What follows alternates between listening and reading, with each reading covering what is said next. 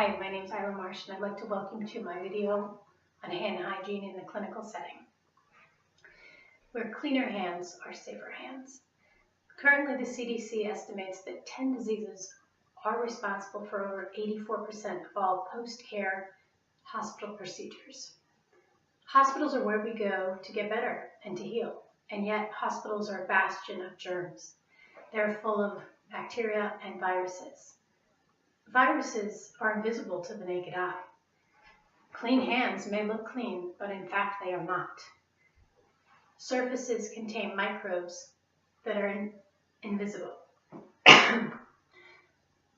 Just a few of the viruses that you are exposed to on a daily basis at a hospital include Staphylococcus, Candida, hepatitis, tuberculosis, norovirus, rotavirus, and several others. The number one way that the CDC feels and the WHO organization, which is the World Health Organization, suggest you reduce the spread of germs is with the simple act of washing your hands with soap and water. If soap and water is not available, there are multiples of alcohol-based gels, which you simply wipe on your hand and allow to air dry. In the event that you do have the ability to wash your hands, there is a several-step procedure that you should use in doing so. But first, I'd like to talk to you a little bit about why we have discovered the importance of sanitary practices in the hospital. As early as the 19th century, a man named Antoine Germain Lebrec discovered that one of his good friends during an autopsy acquired a germ after receiving a small cut with a scalpel. He died several days later, and in doing so, he discovered a routine of sanitation using a chemical called sodium hypochlorite. From there now, we've taken that a step further, and we've come up with these procedures for health sanitation. When you're in a clinical setting, there are several settings in which you are exposed to microbes, even clothing. Microbes such as bacteria and viruses can live undamaged for hours on surfaces, especially medical equipment, patients, stethoscopes, blood pressure machines.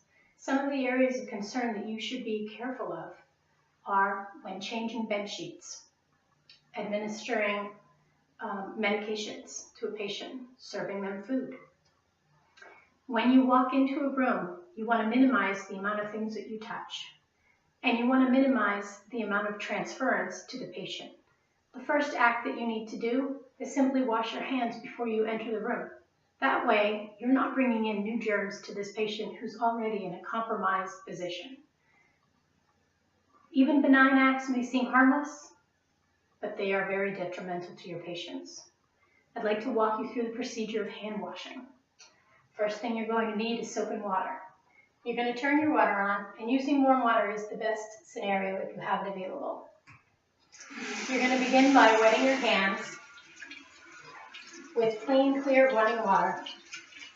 Apply a little generous amount of soap and begin to rub. Rub vigorously, creating a nice lather. You're going to want to rub your palms, the backs of your hands and wrists, thumbs and fingers, fingernails, in between your fingers, and in the crevices. And you want to do this for a minimum of 20 seconds, if possible. The longer the better. Some people like to sing the song Happy Birthday, and if you sing it through twice, that's just about 20 seconds or more. Then you'll want to rinse.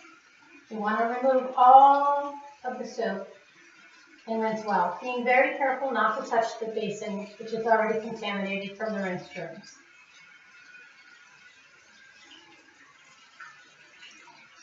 After you've rinsed away all of the soap,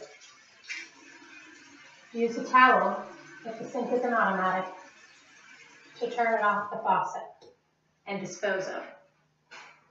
Use clean towels, pat and dry your hand.